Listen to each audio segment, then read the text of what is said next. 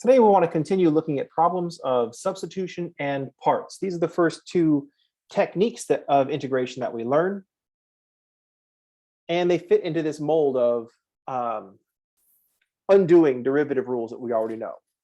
Integration by substitution is our anti-chain rule, and integration by parts is our anti-product rule. One of the things that we need to know when we're learning these techniques is when to use which technique. In general, I recommend that you always look for a substitution first. Always try to make a substitution before you resort to integration by parts. Once you've gone through substitution and parts, you're kind of in the weird category of integrals. That's where you just have to make stuff up. We spent a lot of time, for example, a similar thing happens in algebra when we study systems of equations.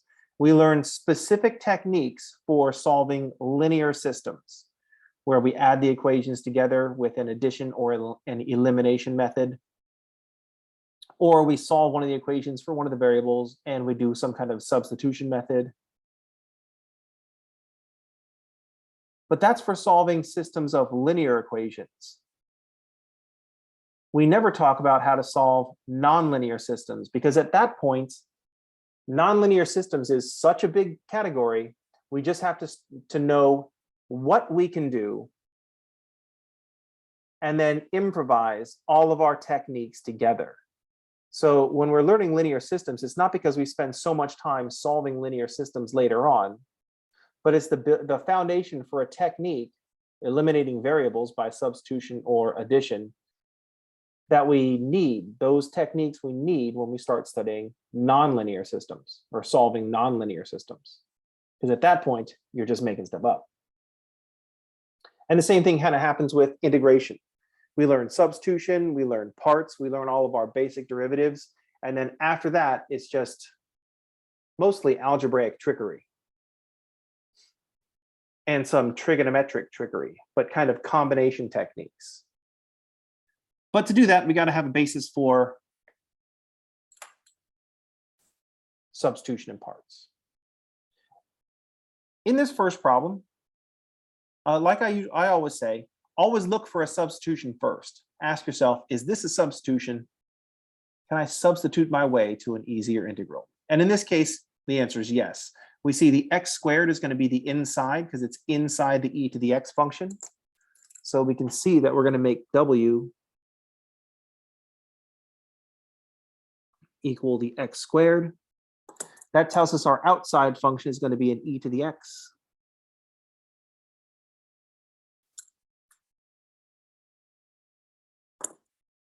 So y will be an e to the w. To make this substitution go, I want to substitute w equal x squared. I'm going to need a dw to be a 2x dx. And I don't have a 2x dx, I have a 3x dx, which is fine, because I can just take a 1/2 dw and replace the x dx. So that'll take care of my x and my dx. The other thing that I haven't dealt with is the 3. We'll just carry the 3.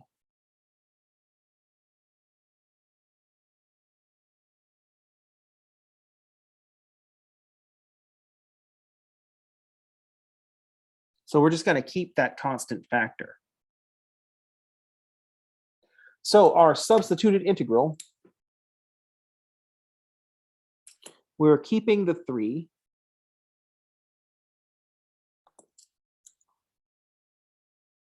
The integral is going to be e to the x squared, which is going to be replaced with e to the w.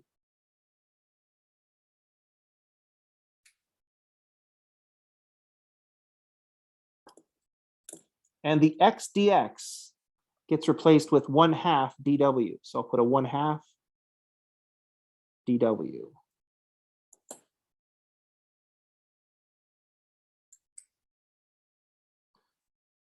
So we have 3/2 e to the w plus c when we integrate. And when we replace the w with x squared, 3/2 e to the x squared plus c.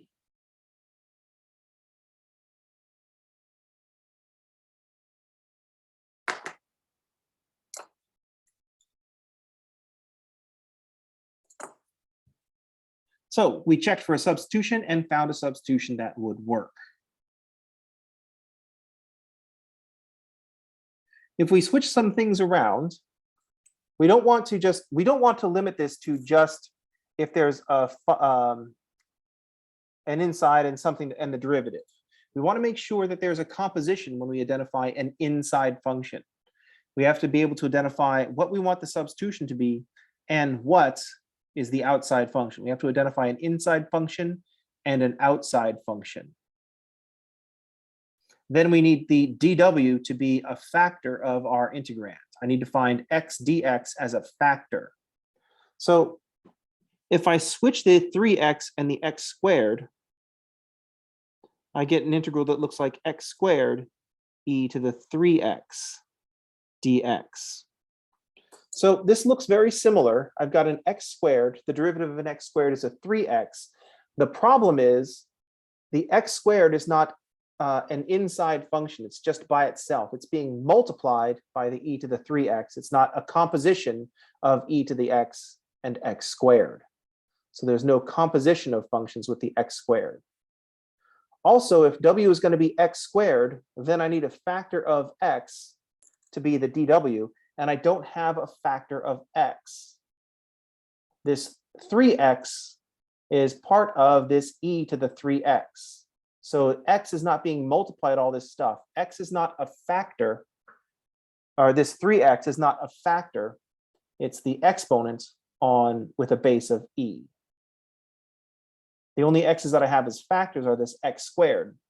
And so that means this is not a substitution.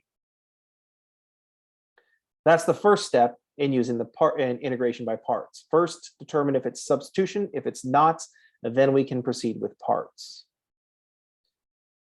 We need to assign our parts. So I'm going to set u as x squared, and dv will be e to the 3x dx. So step one, decide on your given u and dv. Step two, find du and v. Differentiate to find du.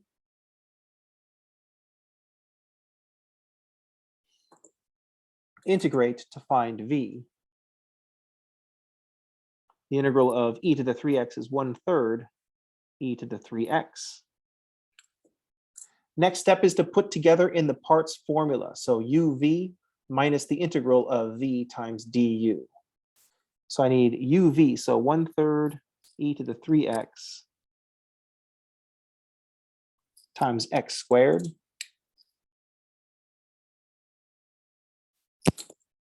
minus the integral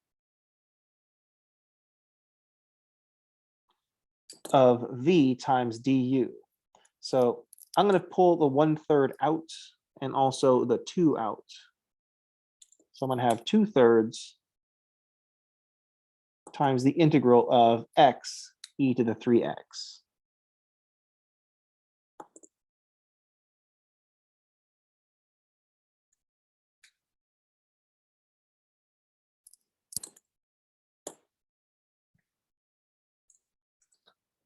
We plug into the parts formula. And then the next step is to evaluate your secondary integral. In this case, the secondary integral is also not a substitution integral. We have an x e to the 3x. If w is 3x, then dw would just be 3.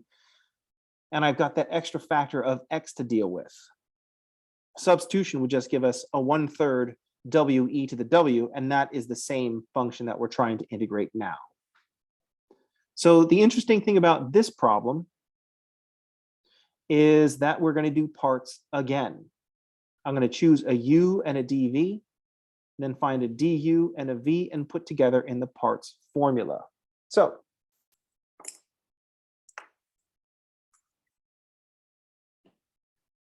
we're going to do parts again. So u is going to be x, and dv is e to the 3x dx. So we're going to do parts again.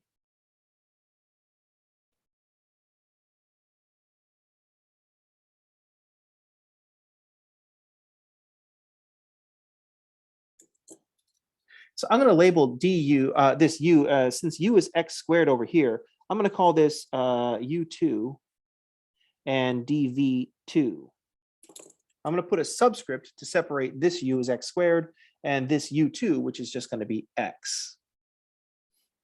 So du2 is going to be just 1 dx, and v2 will be 1/3 e to the 3x. Now I can move on to the next step of this second parts formula.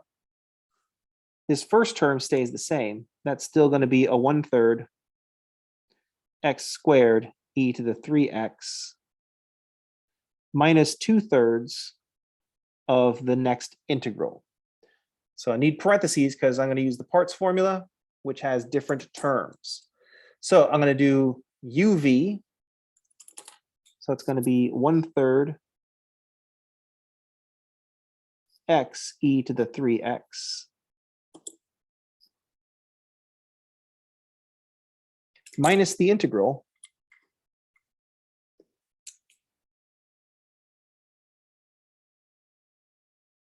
of v times du. So it's going to be a 1/3 e to the 3x times 1 dx. I'm going to factor the 1/3 out.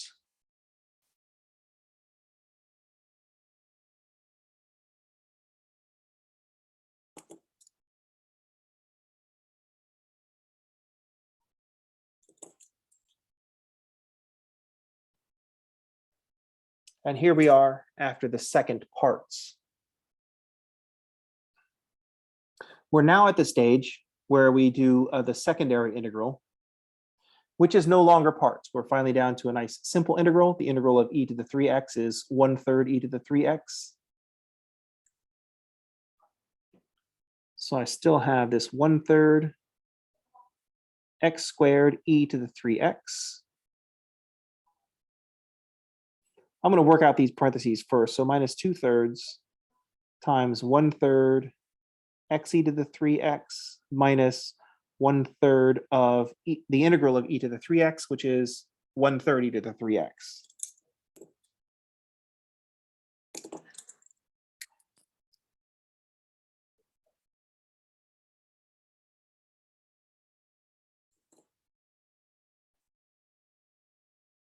At this point, I've done all the integrals, so I'll put on my plus c. Now I'm just going to clean this up a little bit. I've got this 2/3 multiplied by the product.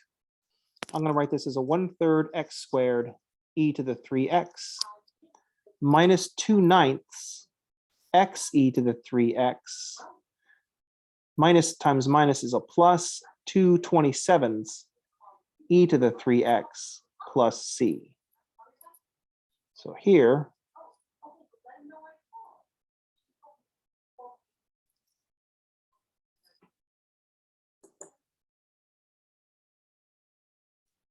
is where we are.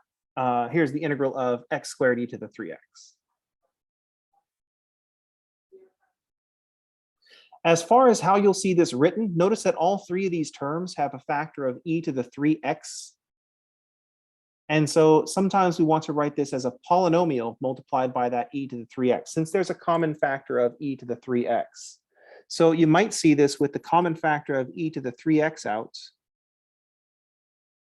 Also, we might write the polynomial. With integer coefficients by factoring out this denominator of 1/27. So if I pull out a 1/27, that'll leave behind a 9x squared. I'll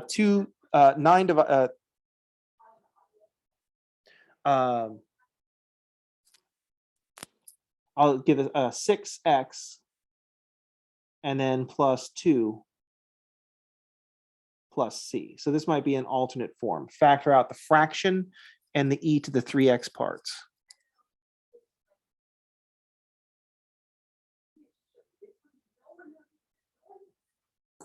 Hey, Professor, how did you get 9x squared? I factored a 1/27 out of a 1/3. So if you multiply 1/27 times 9, you'll get 1/3. So this 9, so if I do the distributive property, 1/27 times 9 is 1/3. And so that means 1/3 divided by 1/27 is 9. Got it. Thank you. Oh, actually, another question. So we can stop integrating like using the formula once we only have one factor, right?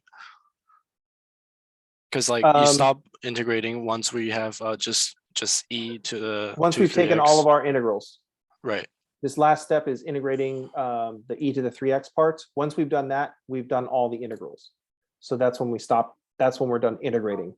And then from here on out, that's when we tag it with a plus c to say we're done with the integration. And now we'll just simplify to get a clean answer.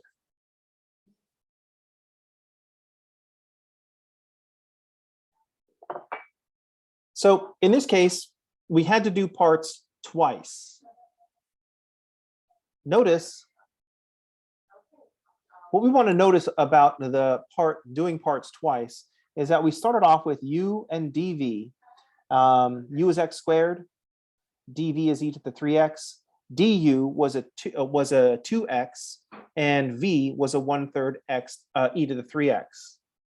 And this the found stuff in the first time through parts is where the second part starts. So the 2x and the 1/3, 2x dx and 1/3 e to the 3x is the start of the second time using parts. What we want to do is not separate all our applications of parts and just try to do them all at once.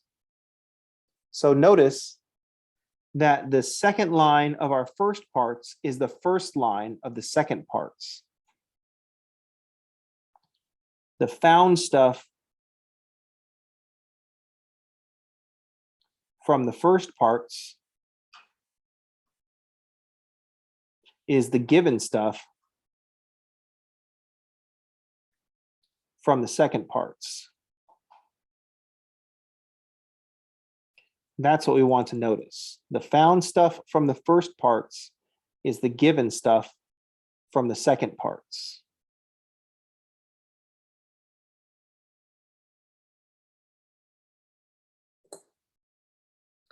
Because what we want to do is do all of our parts applications, apply parts all at once. So here's how we're going to do that.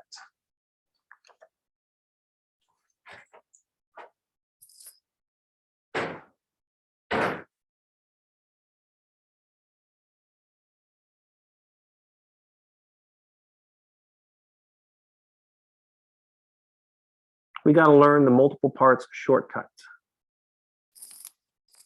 Sometimes this is referred to as a shoestring because the result doesn't look anything like shoestrings, but people call it shoestring.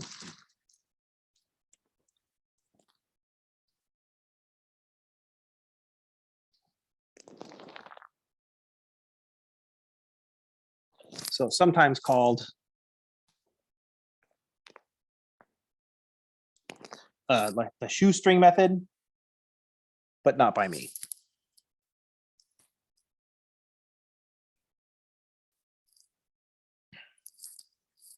Because that's not what it's not going to be what shoestrings look like.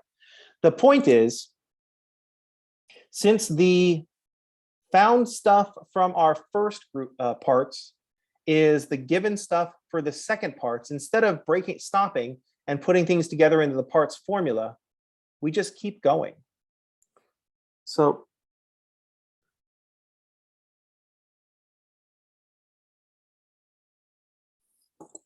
it starts off the same way. We assign a u and a dv.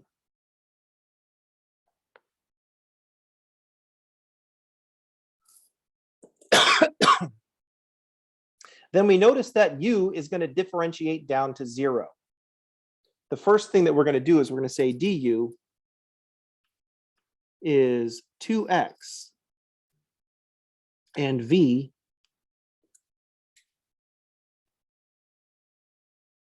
is going to be a 1/3 e to the 3x.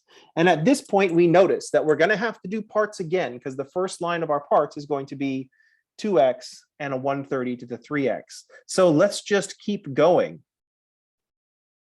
So here we notice we're going to do parts again.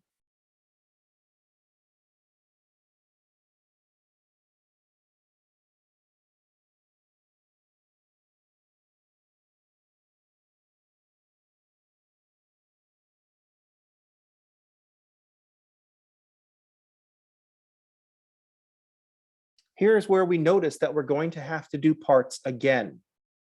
So rather than stop and plug things into the parts formula, we switch our technique to the multiple parts technique, and we differentiate it down to 0.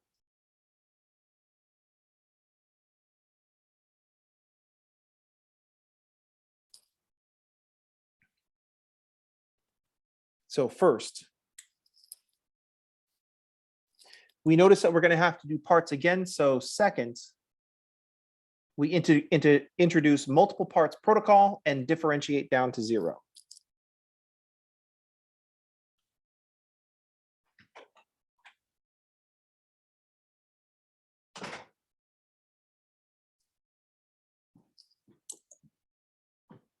If your u function is not going to differentiate down to 0 because it's like an x to the -1, then this shortcut is not going to work for you. This is the shortcut that we get to use when we have a polynomial in the differentiation slot. So we notice that we're going to have to do parts again. So we're going to introduce multiple parts protocol and then differentiate down to 0. Next, for each derivative, we integrate. So 1/9 e to the 3x, and then 1/27 e to the 3x. I shouldn't have these equal signs here because I'm not giving these parts names. So third,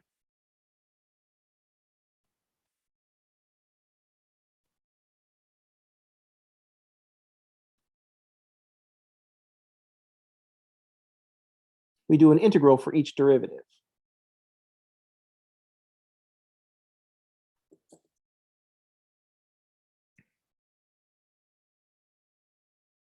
Then we just multiply down diagonals.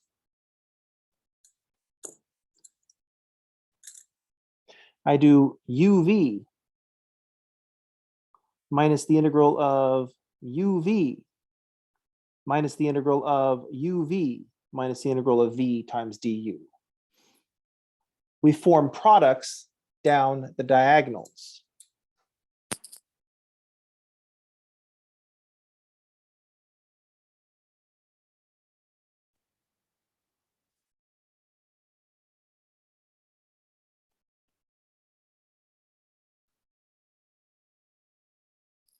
We form products on each diagonal. So the first term is x squared times 1/3 e to the 3x.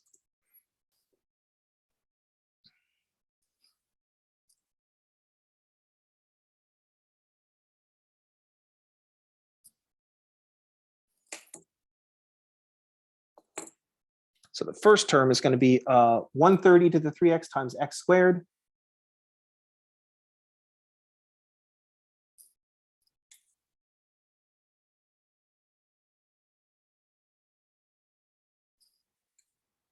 The next product will be 2x times the 1/9 e to the 3x. So 2x times 1/9 e to the 3x. And then the third term will be 2 times 1/27 e to the 3x.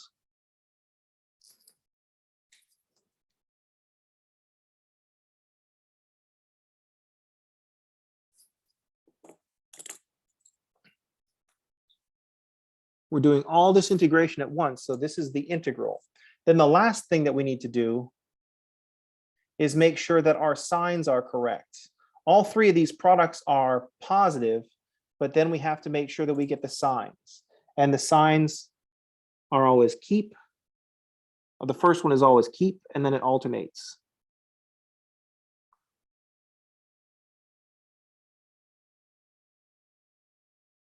So the natural signs are all positives. So we keep the positive, we change positive to negative, we keep the positive.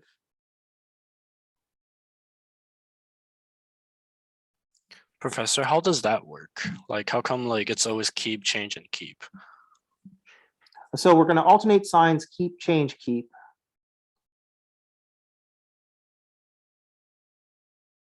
And the reason is we start looking at the formula is uv minus the integral of v times du. It's uv minus the integral of v times du. That minus the integral part means the next iteration of parts is going to be uv minus u2, v2 minus the integral of v2 times du2. So here's the same answer that we got before, so that's good news.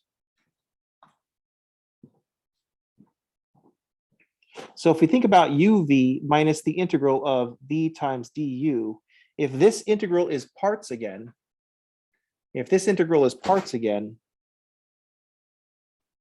it's going to be uv minus the integral of v times du. And so this uv is going to get its sign changed. If this v du is parts again,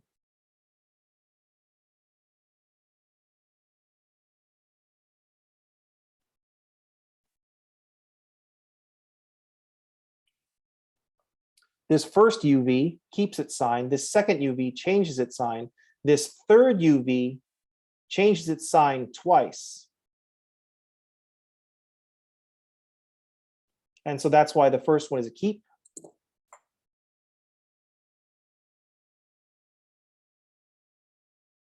The second one is change.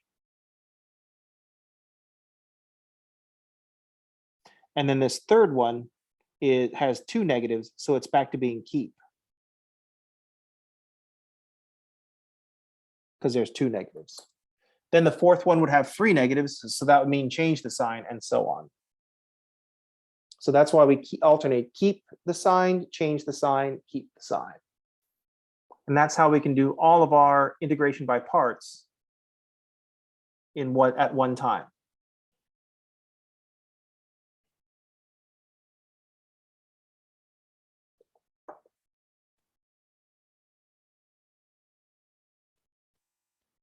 Now this only works, this is a shortcut, but it only works if one of our factors, specifically the u factor, is a polynomial.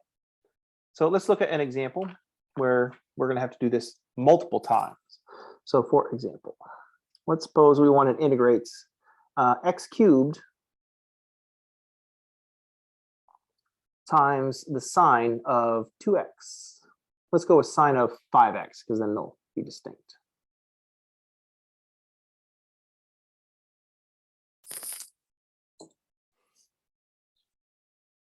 So this starts off normally enough. We are going to set u to be x cubed, and dv will be sine of 5x. And we can see right away that we're putting a polynomial in the u position, and the function that we put in dv is just going to go around those four multiples of sine and cosine. It'll be sine, then it'll be negative cosine, then negative sine, then positive cosine, and then we'll be back to sine. It's just going to loop around with these. Just like an e to the 3x, we have an e to the 3x, and then an e to the 3x, and an e to the 3x, and an e to the 3x. It always keeps that same form. So we know right away this is going to, we're going to differentiate down to, be able to differentiate down to 0. We're proceeding normally. We take the derivative of u, it's 3x squared, and then v is going to be a 1/5 minus 1/5 cosine of 5x. And now we've noticed that we're going to do multiple parts because we went from x cubed to 3x squared. This is where we're starting the next application of parts. It's going to be x squared times a cosine of 5x. So we'll just do this all at once, differentiate down to 0, and integrate for every derivative. So derivative is going to be 6x, and then 6, and then 0. And then we integrate for every derivative. The integral of minus 1/5 cosine of 5x is minus 1/25 sine of 5x. and then positive 1 over 125 times the cosine of 5x. Let's see, those line up, those line up, those line up. I need one for the 0, and that's going to be a 1/625. Oh, 25 wrong.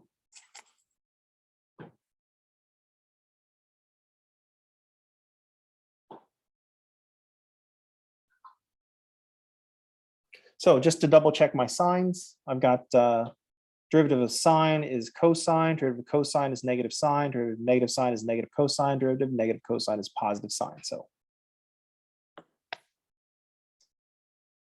for each derivative, I have an integral.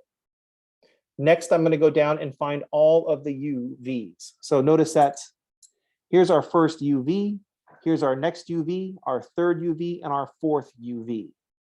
So we're going to make products going down diagonals.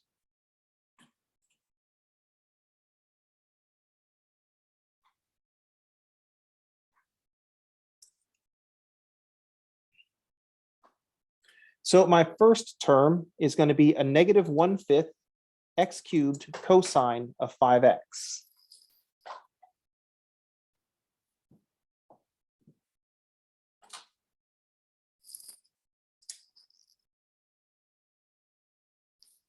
My next term is going to be negative 3/25 x squared sine of 5x.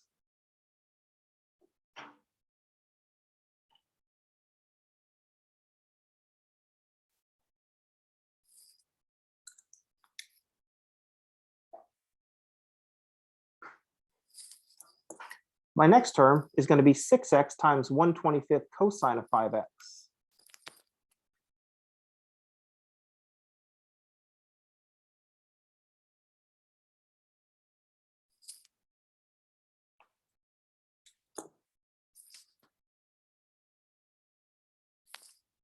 And my last term will be 6 over 625 times the sine of 5x.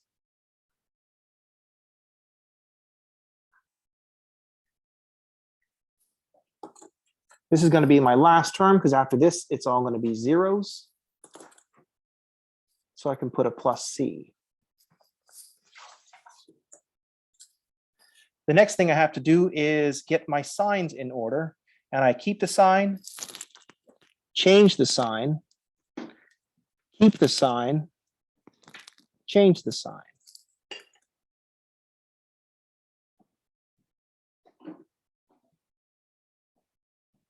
This would have required us doing parts 3 times before we got to just integrate cosine of 5x. So rather than doing all that, we can, if we know we're going to be doing parts multiple times, just differentiate down to 0. Then we form products down the diagonal.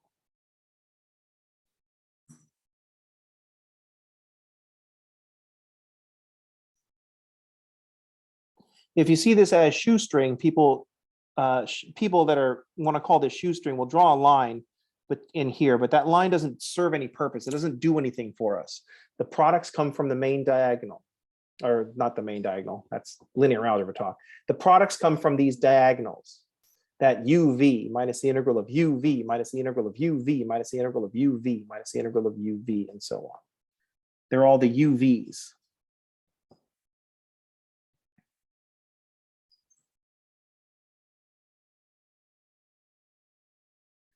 Any questions? Yes, Professor Lynch, on the V, you have like negative 1 over 25 sine with 5x. And the bottom to that, you have positive 1 over 25. How you get to the positive on that? We integrate. Integral of negative sine is positive cosine. Derivative of cosine is negative okay. sine. Integrate, right. All right, thanks.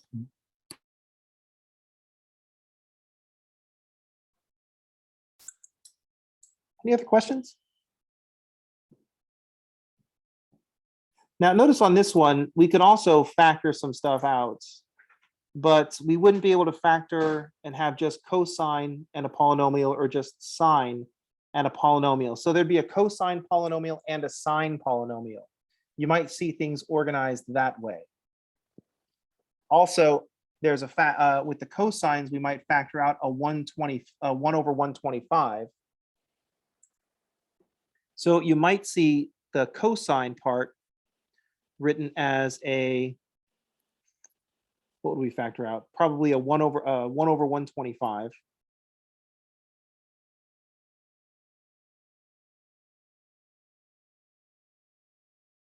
That will leave a negative 25 x cubed plus 6x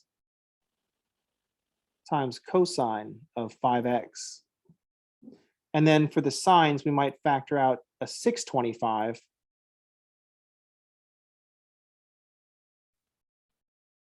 and that would leave a 3 times 25 left over, 75x squared. And this sign would leave a negative 6.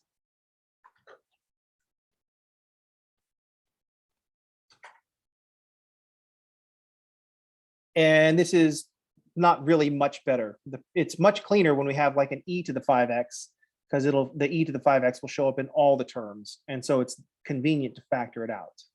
But we might want, but notice that all the terms, if this started off like an x to the 10th, all these terms would be polynomial times cosine or sine. So it might make sense to factor out the cosine part and the sine parts. And sometimes if you're going to be doing this factoring thing, write your polynomials with integer coefficients. Maybe that's going to be more convenient for you. The other reason that I want to point this out is that you're going to want to check your answers by looking at Wolfram Alpha or like a TI-89 calculator or some other online integration machine, which might be returning answers in a strange format. So incidentally, I know exactly when students use Wolfram Alpha on most of the integrals on like a quiz or a test, because Wolfram Alpha will write it in some weird, strange way that no student would ever write. So I just want you to know I'm not against it, but it's super obvious when you're doing that. TI-89 has even weirder syntax. So a lot of times, the integral of x cubed is a 4th x to the 4th. So that's going to show up normal, whatever you do to integrate it. But when you start having options for how to display your answers, different programs will have different protocols. So it's usually really obvious which one you're using. Because if you do this by hand, the way that we talked about in class, this is where it stops. If I just ask for this integral and you give me this down here, I'm going to guess. First I'm going to say, is this Wolfram Alpha? And then I'm going to go check, see if it's Wolfram Alpha. It's like, oh, it's not that. Is this TI-89? Then I'll go check. It's like, ah, it was TI-89. That is weird. It's TI-89 syntax. That's if I don't know already. Any questions? Hey, Professor, could you explain how you got the simplified version, like of the answer? I kind of got thrown off with all the numbers. Yeah. So what I did was I have my cosine of 5x. I have those two terms. So I looked at what's being multiplied by cosine of 5x. And that's going to be a minus 1/5 x to the 3rd. Oh, I could have taken an x out as well. Plus 6 over 125 times x. That's all the stuff that's being multiplied by the cosine of 5x. Then I said, another common thing to happen is to factor out any fractions to give our polynomial integer coefficients. So then I took these two terms and I factored out the 1/25, 1 over 125. That meant taking a negative 1/5 and dividing it by a 1 over 125.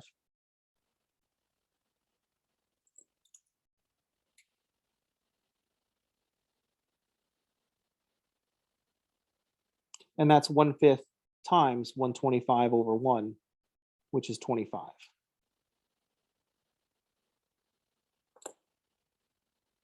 And it's still negative, and there's still an x cubed. And then I did the same thing for 6 over 125. I factored out the 1 over 125, and that just left behind a 6.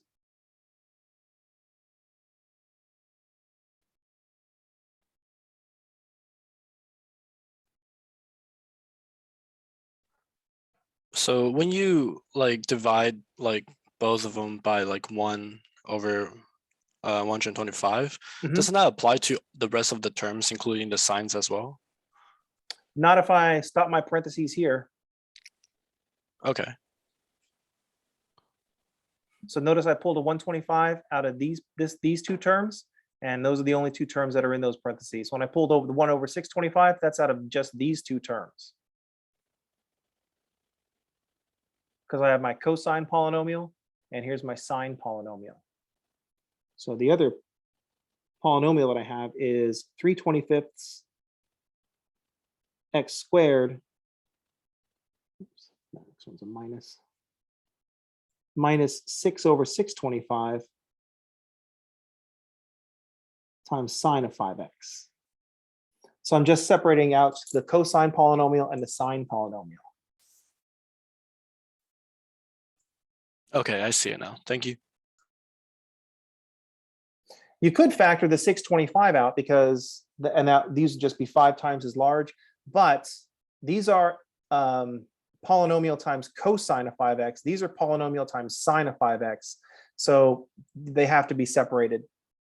We can't factor a sine out of a cosine. Technically, I guess we could, but we might be factoring 0, and that would be bad. Because if we divide everything by sine and factor it out, then we could have cosine over sine and write that as cotangent, but that's just making things worse. And for an example of what I said,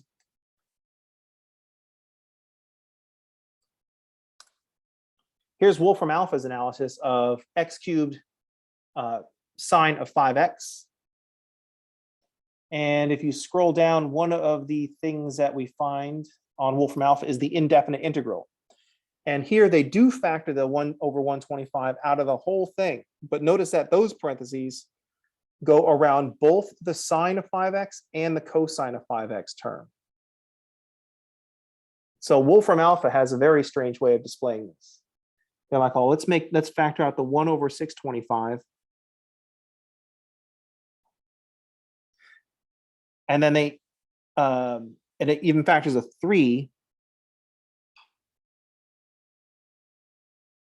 out of my 25x squared minus 2.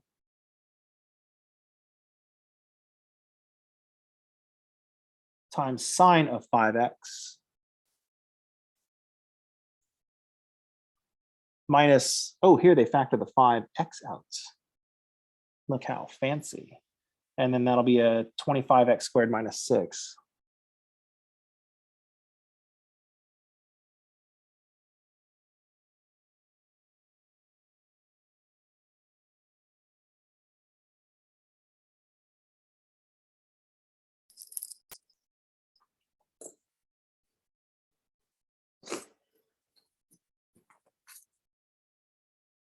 So this one, it's going to be really obvious that you use Wolfram Alpha to find this answer.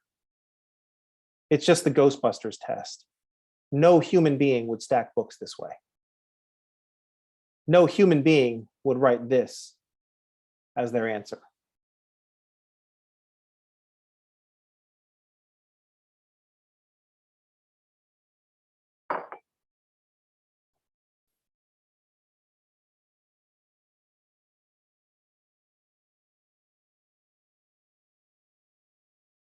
But it does give us an insight into the way that Wolfram Alpha was designed and what it's been asked to do. Why not just have 4 terms? It also raises some more important questions, like why is it not good to have 4 terms? Why would you want to write this with all these constants floating around all over the place? What is the benefit to having this form with all these weird factors and not just these 4 terms?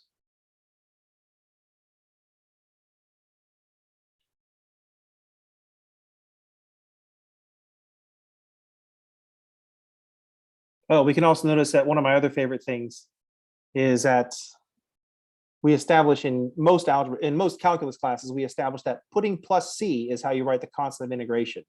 But students that are just going to Wolfram Alpha aren't confident enough to just say, put plus C. So they just put plus constant, just like Wolfram Alpha does, right? They write the whole word.